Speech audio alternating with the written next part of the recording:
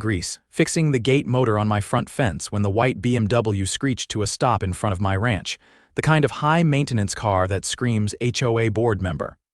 And sure enough, out stepped the queen herself.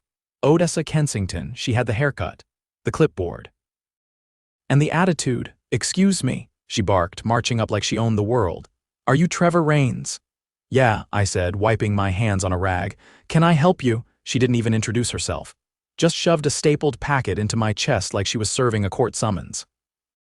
"This is an official notice from the Maple Hills HOA board. We've reviewed your property and decided it's a blight on the community aesthetic. You have 30 days to vacate and accept our purchase offer. We're expanding the neighborhood trail system." I blinked. "Come again? You're sitting on 18 acres that border our community. This old ranch doesn't fit the neighborhood's vision. The board voted unanimously to buy you out." I laughed. "You're serious?" Odessa narrowed her eyes. "This is not a joke. You'll find our offer to be more than generous. $200,000 for all 18 acres. Now, I hadn't laughed that hard since my cousin Zane tried to fix a septic tank with Gorilla Glue. "Lady, that land's worth 7 figures easy, and even if it wasn't, I'm not selling. I've lived here 22 years, she huffed. "You'll regret that decision. The HOA has ways of making things uncomfortable." She turned on her heel and stomped back to her car like she'd just thrown down an Uno reverse card. The tires squealed as she drove off, probably to harass someone about decorative gnomes. What she didn't know, what she couldn't have possibly imagined, is that I wasn't just some stubborn rancher with a truck and a grudge. I owned the entire Maple Hills development. Every inch of it sat on land I leased to a developer 15 years ago. They built their cookie-cutter homes, paved their winding roads, and then signed it all over to the HOA once it was complete. But the land underneath, still mine. Still under a little clause in the lease that gave me full ownership of the mineral rights, easements, and get this, the option to terminate occupancy if the HOA ever violated their zoning agreements. They had no idea. And now they were trying to kick me off my own land. Odessa Kensington just picked a fight with the wrong guy, and I was about to burn the whole HOA down one clause at a time. The next move came quicker than I expected. 3 days after Odessa's little drive-by declaration, I got a knock on the door just after sunrise. I opened it to find a tall guy in a county uniform holding a clipboard, flanked by 2 more in reflective vests. They looked like they'd rather be anywhere else. "Morning," the lead one said. "You Trevor Raines?" "That's me. We're here to conduct a mandatory inspection." We received multiple reports of code violations on this property. Tall grass, unsafe fencing, improper storage of machinery, that sort of thing. I stepped outside, arms crossed. "Funny, county hasn't inspected this land since 2014. Who exactly reported these violations?" He hesitated. "Complaints came through the Maple Hills HOA. They claimed this property endangers their community's safety. And that triggered an emergency inspection before 8 in the morning." He didn't answer, just glanced away and motioned to his guys. "Let's get started." I didn't stop them. I had nothing to hide. What I did do was pull out my phone and start recording. They walked the perimeter, snapping photos of my barn, the tractor parked alongside it, and even the chicken coop. One of them tried measuring the fence line, but I knew they wouldn't find anything out of place. The fence was new, professionally installed last summer to exact county specs. By the time they finished, I could tell they were starting to feel awkward about the whole thing. "Look," the first guy said, pulling me aside. "Off the record, this reeks. We've seen this kind of thing before. HOA pressures the county, tries to bury someone in inspections until they fold." "They picked the wrong guy," I said. He nodded toward the clipboard. "You'll get a formal report in the mail, but you're in the clear. Nothing actionable here. Appreciate that." As they pulled away, I spotted Odessa's BMW parked 2 blocks down, half hidden behind a hedge.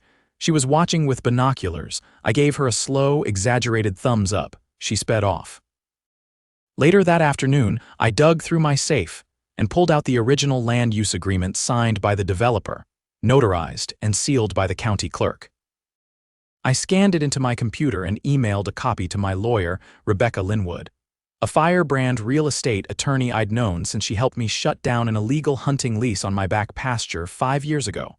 20 minutes later, she called. "Trevor, this is gold," she said. "They have no clue what they're messing with.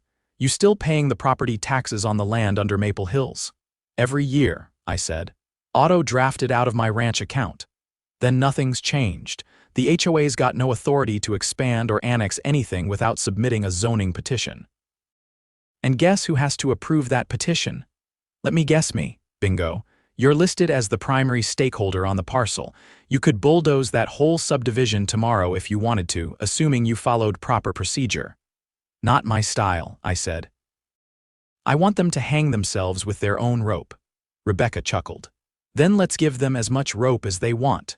The next morning, I started documenting everything: photos, videos, time-stamped logs of every interaction.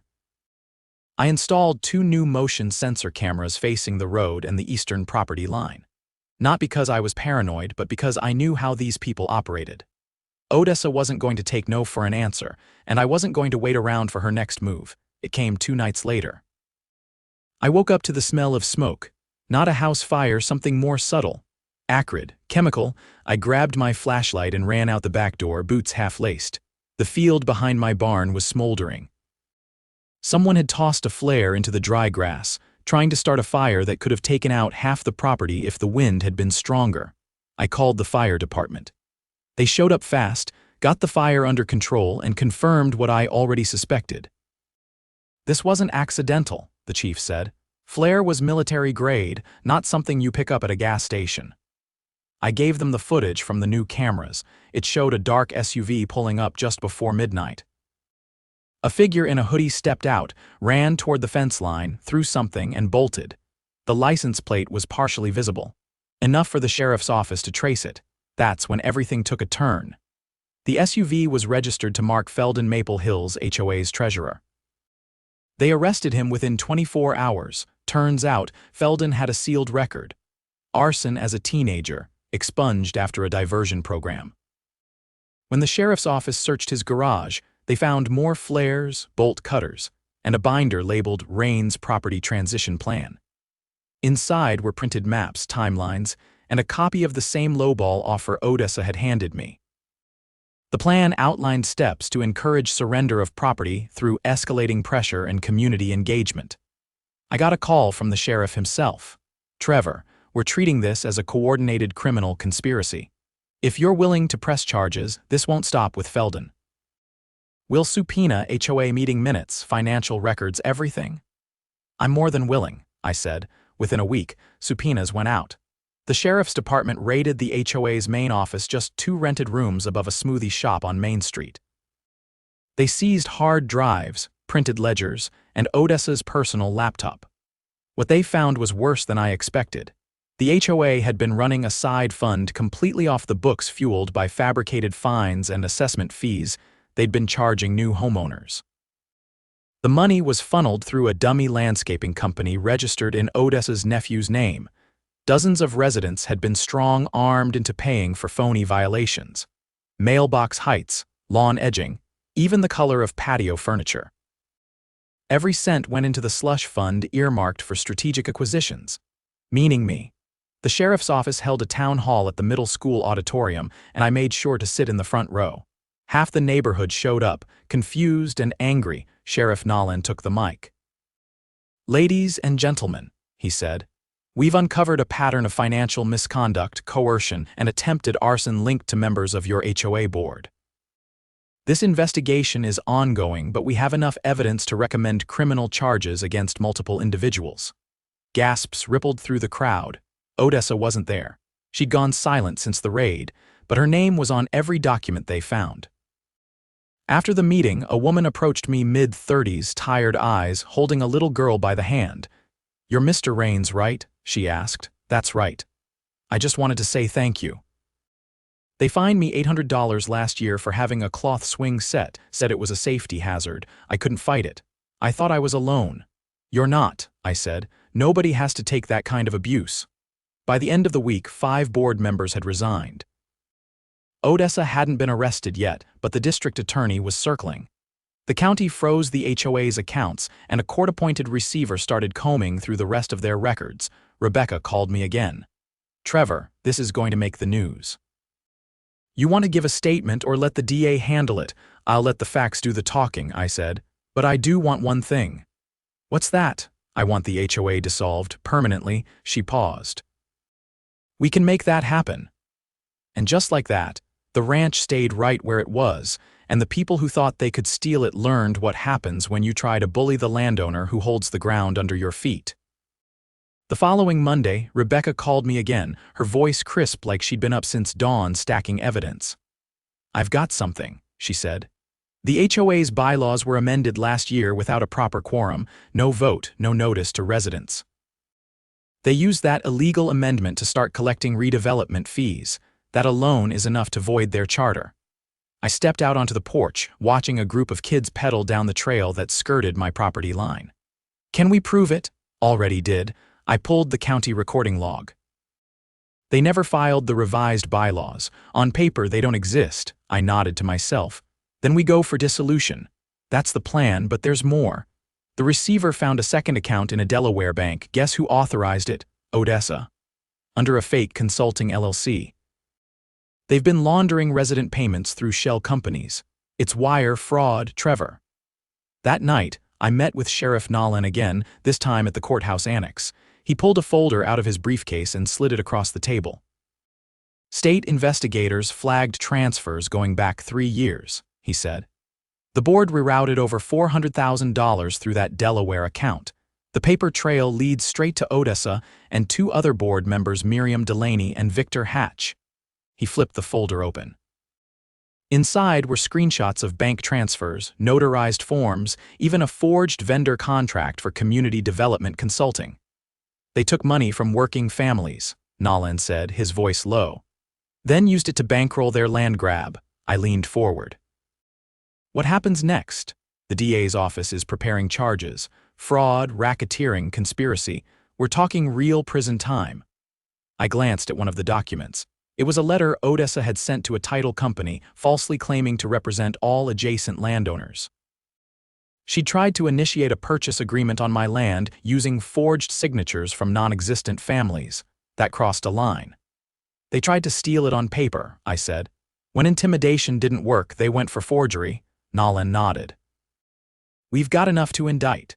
The next morning, 3 unmarked cruisers rolled into Maple Hills. Odessa was taken from her home in cuffs wearing a silk robe and house slippers. Victor Hatch was arrested at his law office downtown. Miriam Delaney was picked up at a country club luncheon. The news hit local media within hours. Channel 8 ran the headline. HOA corruption scandal unfolds in Maple Hills. Fraud, fires, and forgery. I didn't talk to reporters. I didn't give interviews. But I did post one thing on the neighborhood bulletin board outside the rec center. A single sheet of paper, laminated against the wind, it read, "Know your rights, know your land." That evening, I got a surprise visit. A man in his early 60s with thick carpenter's hands and a sunburned neck knocked on my gate. He introduced himself as Joseph Lannery, the original contractor who'd built half the homes in Maple Hills before retiring. "I've been watching this mess unfold," he said. "Thought you might want to see something." He handed me a tattered folder. Inside were blueprints, dated receipts, and a signed addendum to the original construction contract. It detailed structural shortcuts the board had insisted on to save money, things like thinner foundation pads and unreinforced retaining walls. "They pushed me hard to cut corners," Joseph said. "I refused on the first 20 homes. They fired me after that. Why tell me now? Because I've still got friends in those houses. They deserve to know what they're standing on." Rebecca reviewed the documents and sent them straight to the county building inspector. Within days, officials began surveying several Maple Hills